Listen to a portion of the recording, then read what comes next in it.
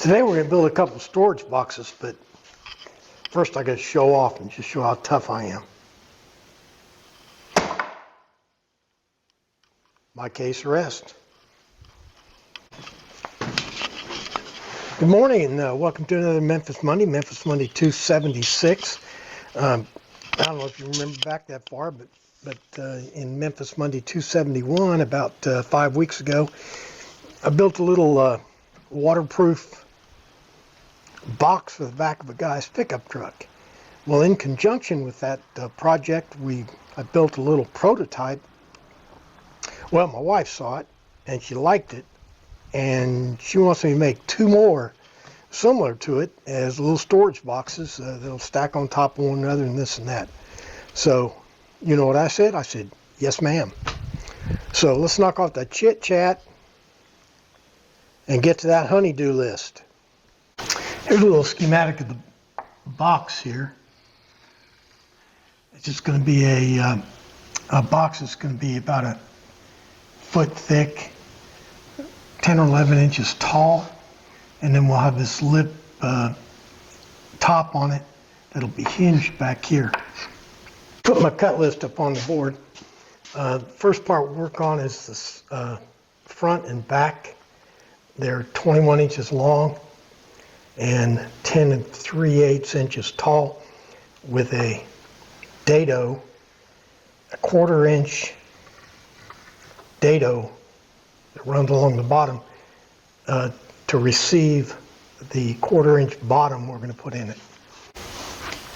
Here's the bottom material we're going to use. That'll be a custom fit though once we get the dados in and the box put together. Here are the 4 fronts and backs. This is reclaimed 1/2 inch plywood glued back together.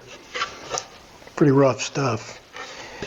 It already had a partial dado in here. What I'm going to do is expand that dado out to 1/4 inch right now on the table saw. Remember, we killed my other saw and had to buy this new one, so I'm still learning the ropes on this.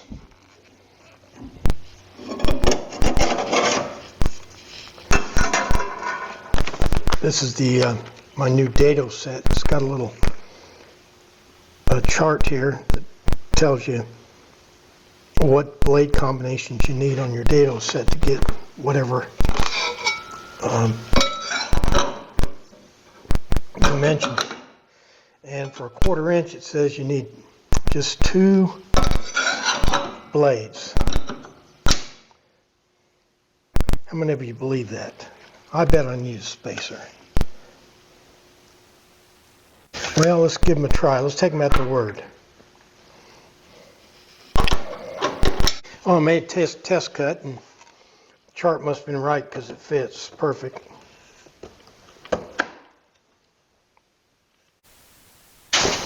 Now what I'll do is I'll go ahead and cut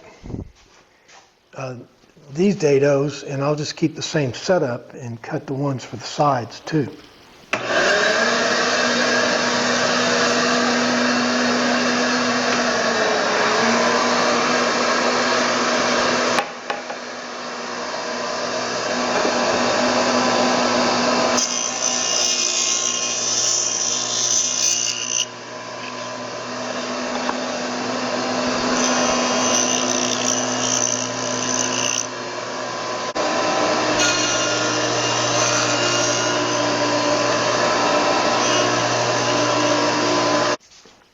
Okay, I put the 1/2 inch dado set in there, and I installed my sacrificial fence. What we're doing now is putting the rabbet in the ends. This is a test piece here. Let's see if it works.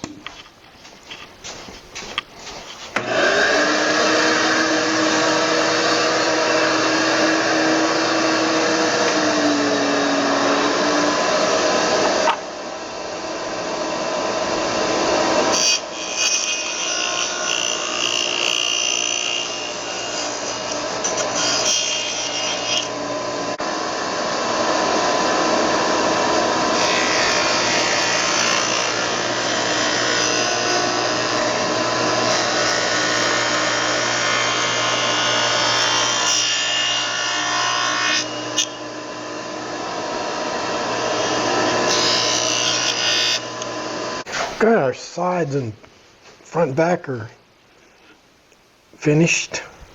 Now I got this dado, it's a half-quarter-inch dado that goes all around the bottom here. And the bottom's going to slide into that. And well, I got it figured that's going to be about 11 5/8 across this way and 21.5 inches long. So let's cut that on the table saw.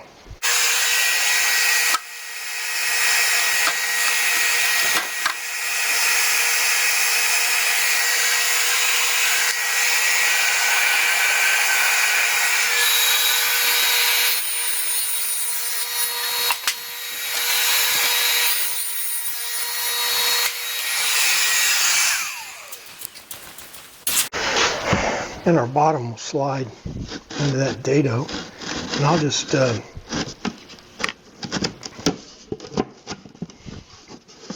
what I'll do is I'll just assemble this thing all at one time. I'll put the bottoms and the sides on and everything. If I can get it to slide in that back groove there.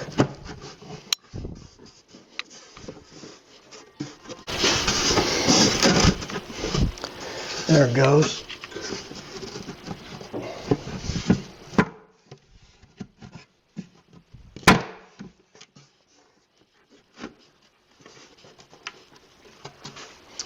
Okay, now I'll put the sides, the front and back, they go into these rabbets here, and then the dado here. I think I'm gonna put some glue in that dado. Maybe I shouldn't, but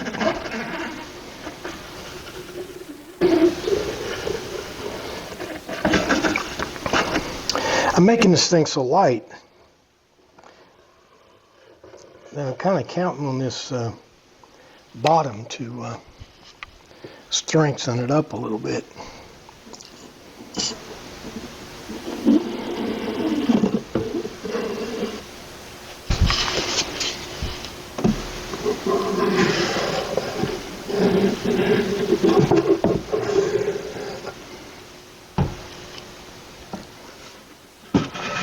And this goes in here.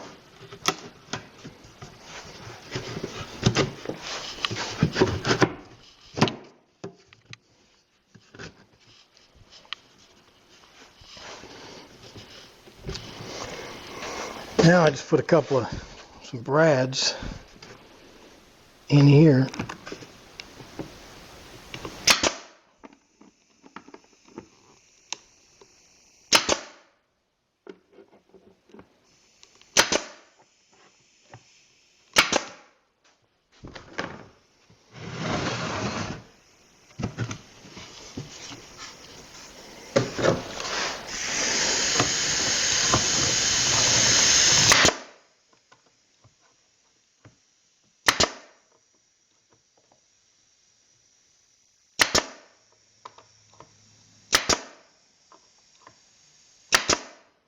Well, there's a nice little box.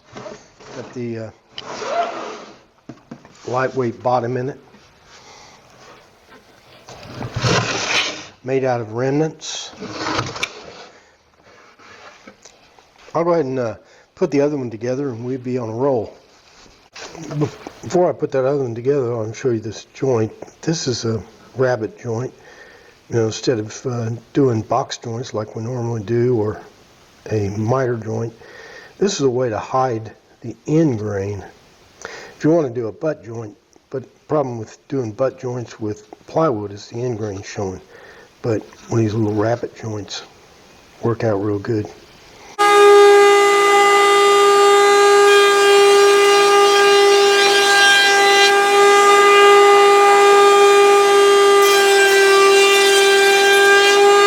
Remember last week when we working on that boat?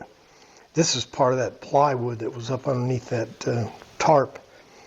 Sat outside in the rain for 2 years. It's really ugly. I'm going to try to clean it up a little bit by sanding it.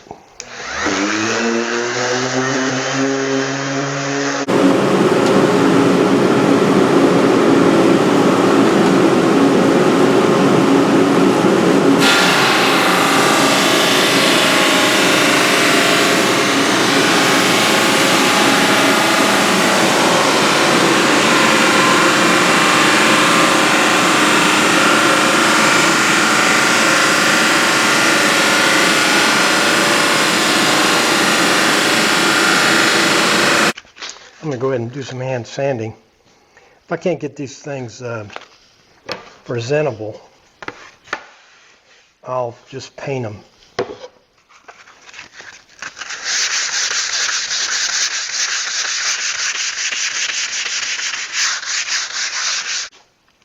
Made these lids a little oversized so that I could hide these hinges, and an added benefit is I can open this thing up and it'll stay open on its own.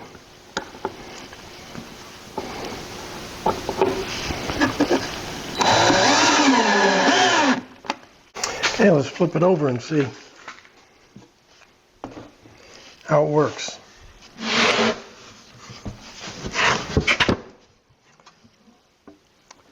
Yeah, see how that top flips up and stays up? See, that's what we're kind of shooting for.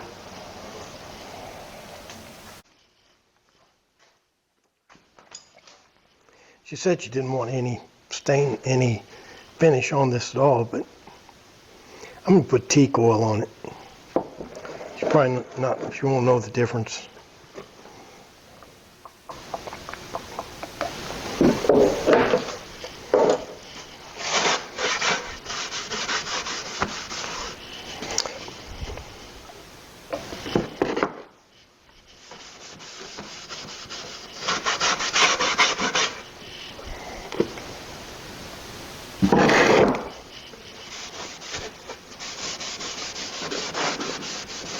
And on the inside,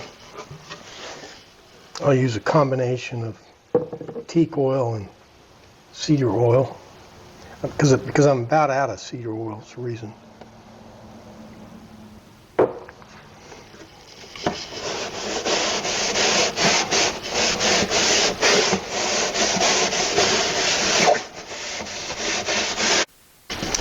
Here's our little storage boxes for Memphis Monday 276. They look like little Footlockers. We didn't use box joints this time. Instead, we used a little variety here. We used a Rabbet joint. We got the bottoms set into dados. Got them hinged at the back so the lids kind of hold up like that. We finished them in a mixture of cedar oil and teak oil.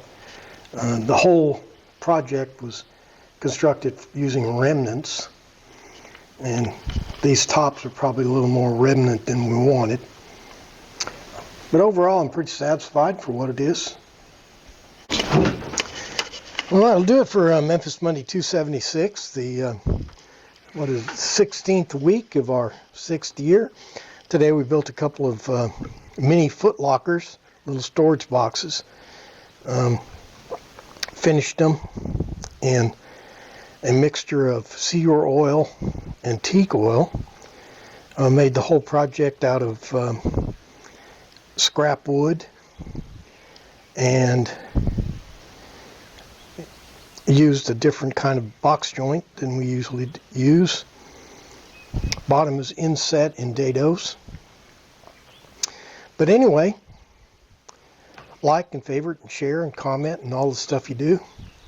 Most important, make sure you're back here next week for another exciting Memphis Monday. Thanks for playing along.